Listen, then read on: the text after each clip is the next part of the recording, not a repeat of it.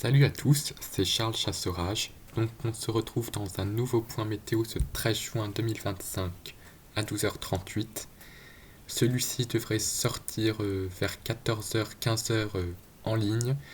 Donc ça devrait sortir avant que les orages ne dégénèrent sur le nord-ouest du pays, puis ensuite en soirée sur le sud-ouest du pays.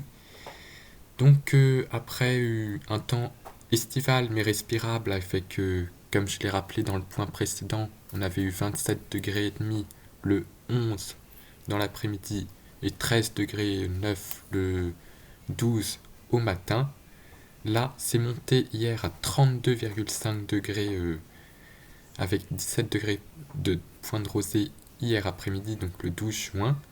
Et puis là, on n'est pas descendu en dessous de 18,8 degrés ce matin, avec même un orage qui m'a surpris. Donc il est passé au nord-ouest de chez moi vers 5 heures du matin, dans une ambiance bien lourde, avec des points de rosée à 16 degrés dès le matin.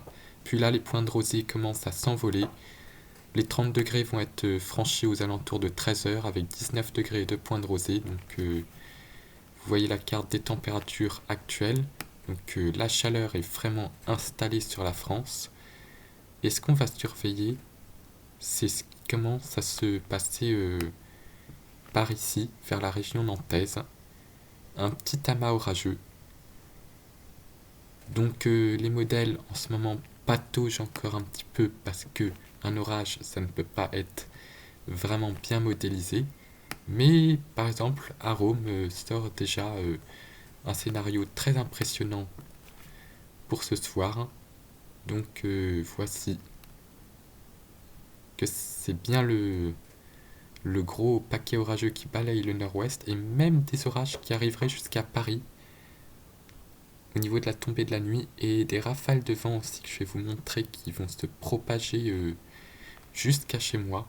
Donc ces gros paquets orageux ont de tels courants descendants que ça va réussir à se propager hors de la zone orageuse. Donc là on a les courants descendants des cellules orageuses sur la Normandie, un très gros marquage venteux ici sur le sud-ouest, puisqu'on a une autre dégradation, et puis on voit bien la convergence des vents d'est et des vents de nord-ouest en provenance des orages, et c'est là qu'on peut avoir d'autres orages qui se forment en périphérie, et c'est pour ça aussi qu'il y a un risque de 30 à 40% d'avoir une tornade sur cette ligne ici, parce qu'on a la convergence parfaite des vents.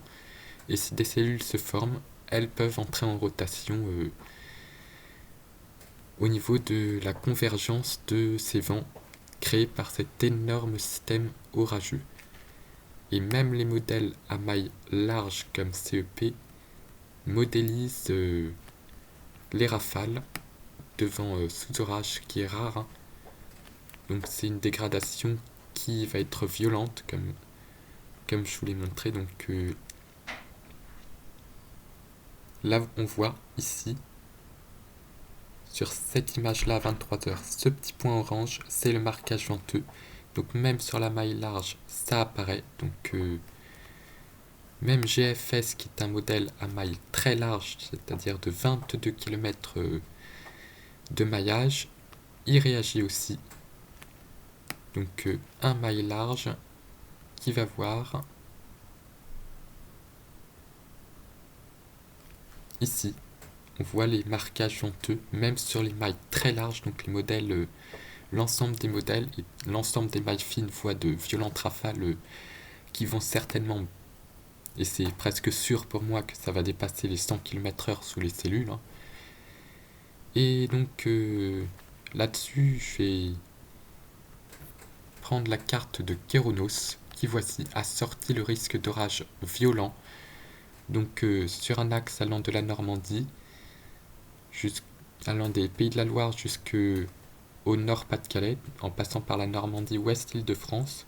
Mais les orages forts vont quand même, par moteur droit, réussir à taper l'Île-de-France. Donc je vais certainement être gâté ce soir. Et puis on a un autre axe plus tard dans la soirée qui va remonter des Pyrénées-Atlantiques jusqu'à la Haute-Vienne. Donc toute la Nouvelle-Aquitaine sera balayée aussi par des orages très venteux, mais moins susceptibles de produire des tornades comme dans le nord qui est en plus une terre à tornades. Et je vais me focaliser aussi sur ce risque de tornade, donc que Kéronos a sorti.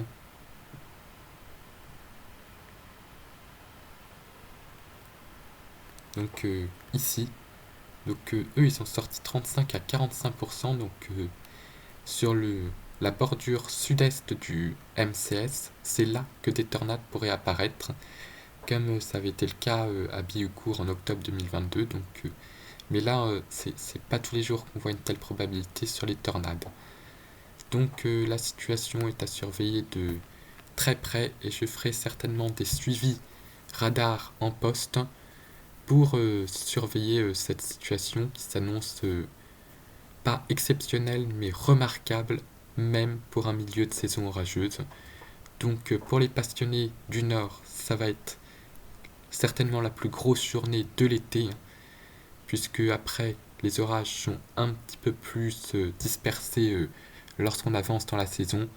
Donc là on a vraiment le conflit de master parfait pour une situation qui va permettre peut-être localement des phénomènes exceptionnels comme une tornade assez puissante qui pourrait très bien se produire sur cette dégradation. Donc prudence pour tous les habitants du nord-ouest placés sur cet axe orageux particulièrement violent, et aussi pour ceux du sud-ouest. On attend aussi sous ces cellules de la grêle. Donc je ferai un suivi de la situation cet après-midi et ce soir. Et puis moi je vais certainement assister à des feux d'artifice électriques à la tombée de la nuit. Bye.